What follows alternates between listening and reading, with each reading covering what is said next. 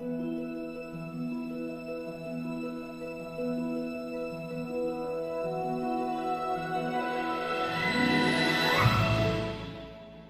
inherit the torches handed down by our descendants, we have to understand them. We have to speak their language. And that doesn't simply mean being able to pronounce and write it, but to understand the meaning of each word. Words seem to lose their meaning over time, and part of preserving an inherited flame is to make sure that the meaning is carried over and not just the container. An especially important case in modern times seems to be heaven and earth. It seems that the way our ancestors thought about these concepts is radically different from the modern understanding of these words. This video will be about these concepts as I've learned them, and what I believe our ancestors thought about them. I have no empirical proof for that, but I believe it will become self-evident once one adopts this kind of thinking. Before we start, I want to make a distinction between what I mean by heaven and what people might think of when they hear the word heaven, because these might be different things. Paradise, the afterlife for Christians, or the kingdom of heaven, seem to be part of heaven, but are not what I am talking about in this video, and are concepts for later discussion. With that said, here are heaven and earth.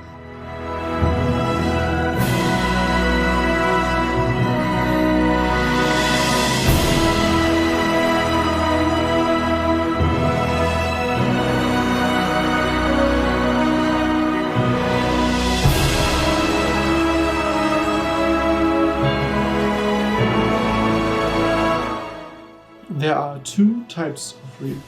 A hydrogen molecule is real. It is physical. It has an effect on its environment. It can be measured and understood. The golden ratio is also real. It isn't really understood and it has no physical properties, yet it can be measured almost universally at that and seems to have a clear effect on the universe. These fall into two distinct realms that together and through interplay form the sum of reality. Heaven and earth. Earth is the physical realm.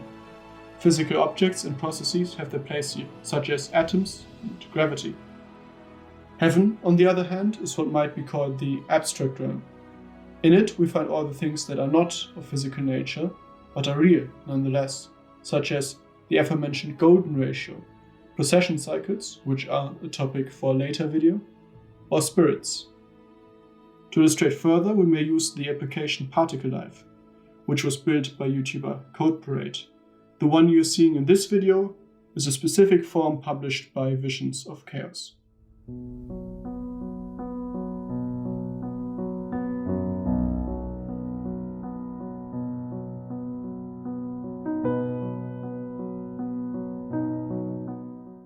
The rules of this simulation are simple.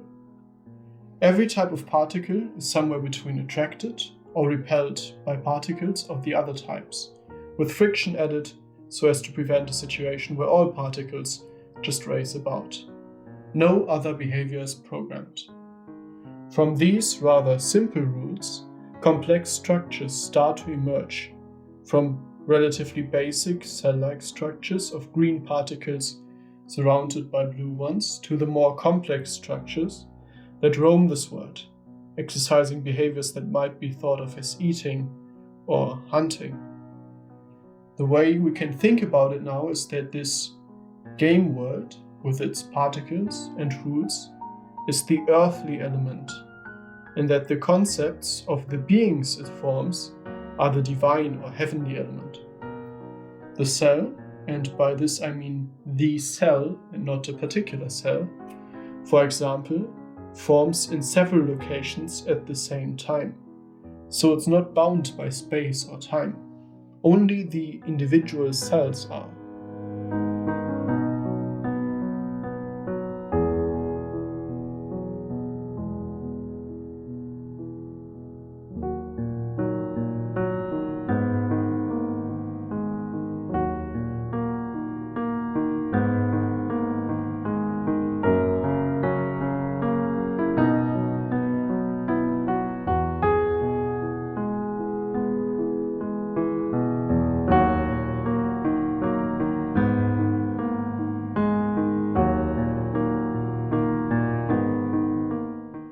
There are two ways of viewing the emergence of these things, which I would already call beings. One is that their abstract forms are the result of the laws in place. So the heavenly element, for example, the abstract notion of a cell, is a result of the composition of the earthly element. The framework is fully deterministic. If you know the compositions of the particles in the game world and its laws beforehand, then you know exactly what will happen within each second. This frame of mind will henceforth be referred to as materialism. The other is that the heavenly element exists separated from the material elements and waits for the material elements to house it. Think of it as a soul waiting for an empty body to possess. In the game world, the cell exists outside of its space or time, but the physical conditions have to be met for it to manifest itself. This might sound like a naive way of looking at things, but I would like to remind you that what you are seeing here is actually the result of me playing around with the world's parameters for 3 hours to get both cell-like and more complex structures. Their ideas were already in my head, and I waited for a sufficiently balanced world for them to come into being. In this frame of mind, the material becomes a host for a heavenly element, which isn't fully realized until it is embodied by material. I will henceforth refer to this frame of mind as idealism. This definition differs from what idealism is understood to be in the modern world. The reason for my calling it idealism still will be part of the next video.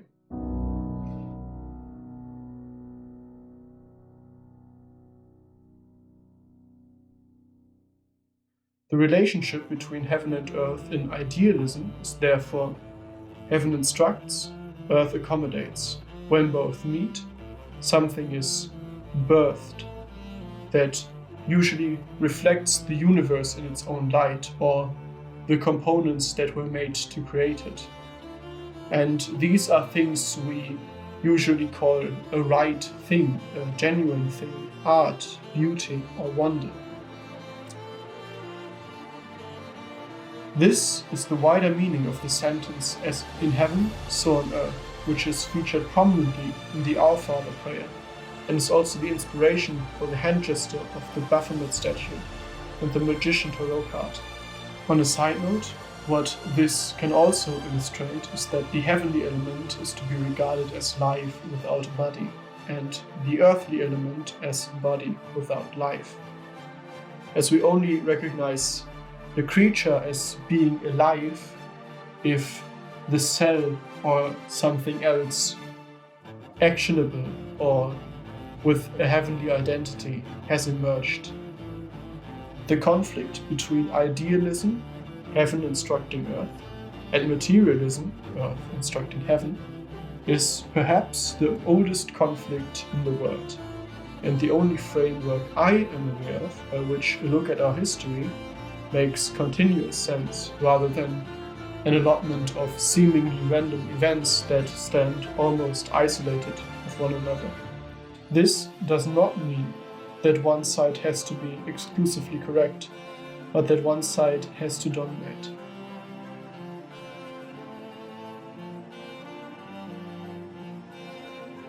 Here are further heaven and earth elements from the real world.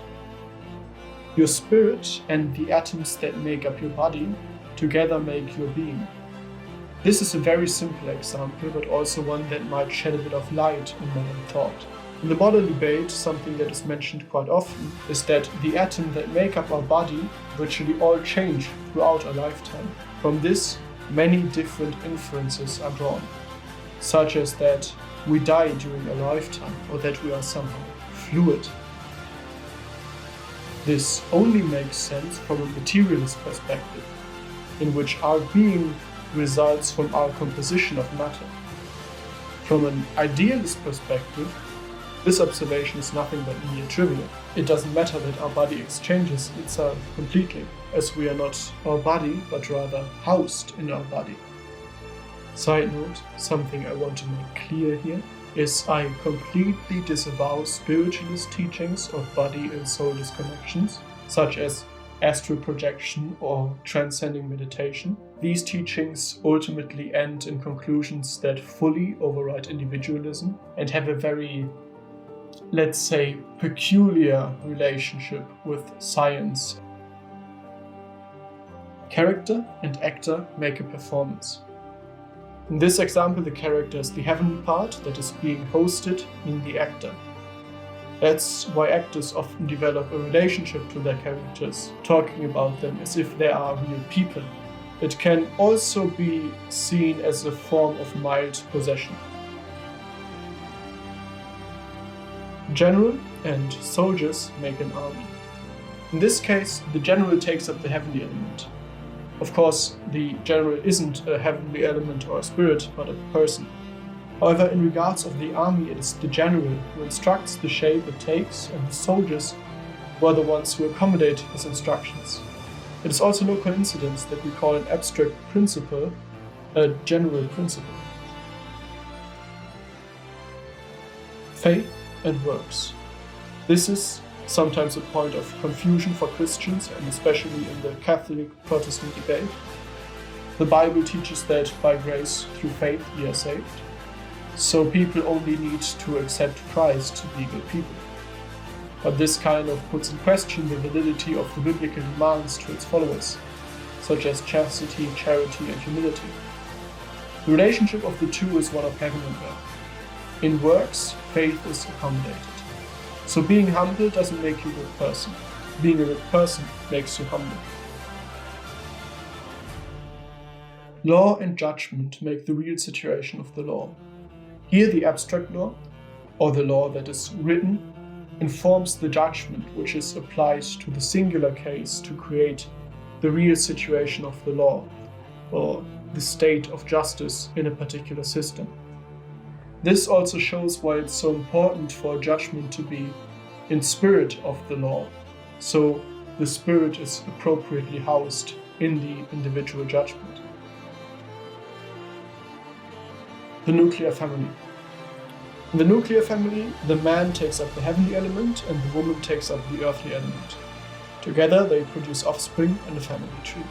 To my female audience, this may sound insulting because I've already described the heavenly element as alive and the earthly element as dead. But think of it more as alive and dead in terms of the relationship, or as animate and receptive, meaning that it is, for example, the task of the man to take the woman on a date, and the task of the woman to make the best of that experience, and not the other way around. More generally speaking, the masculine element is the heavenly element, and the feminine element is the earthly element, hence Father in heaven and Mother Earth. But this will also be part of another later video.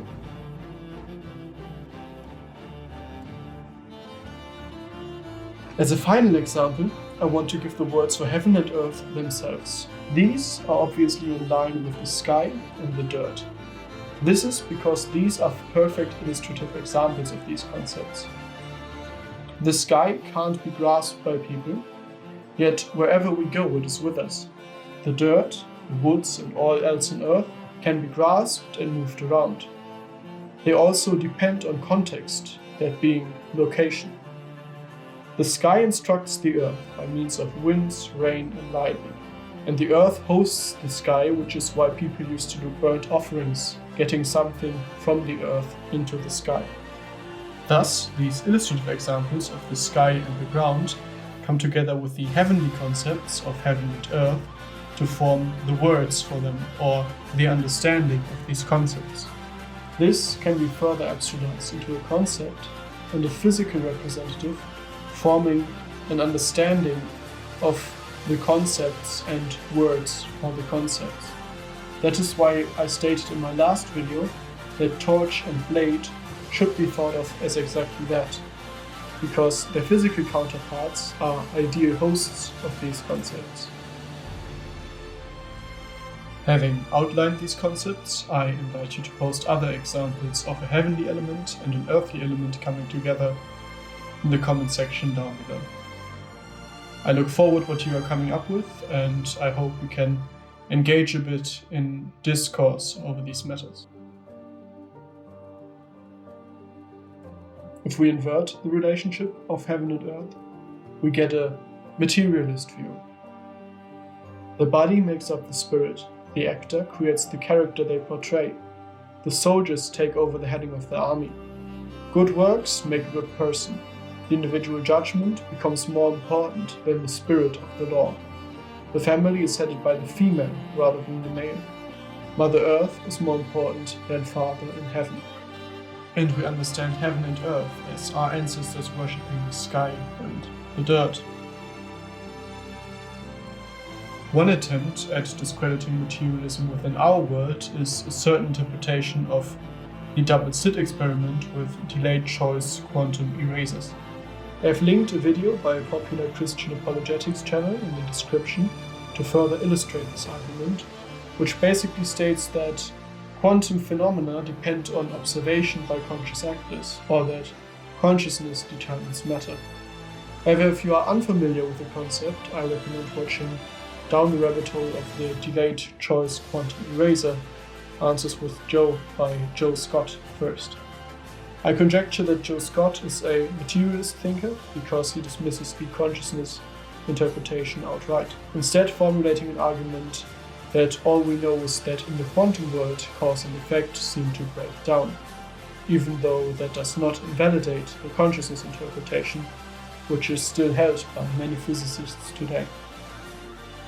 In my personal opinion, Scott's position would in the end also validate idealism, because divine principles operate outside of cause and effect, but prematurely marrying a theological truth to a scientific truth has unnecessarily cost Christianity its credibility in the past, and to such a degree that I would refrain from doing it completely. Finally, I want to note that materialism and individualism are not mutually exclusive, as I have alluded to before. Neither heaven or earth needs to fully dominate the other, and both of these extremes bring their own danger. As I said in the beginning, these elements are in interplay, and both idealism and materialism are needed. The problem is their ratio. This might lead some to get the quick idea that a 50-50 ratio might be right, but as a man once said to me wisely, there are two places you will never find truth, the extremes and their middle. And so the proper ratio of these two will be part of a later video. But for now I want to mention that it's a ratio in which idealism dominates, as hinted in the saying, as in heaven, so on earth.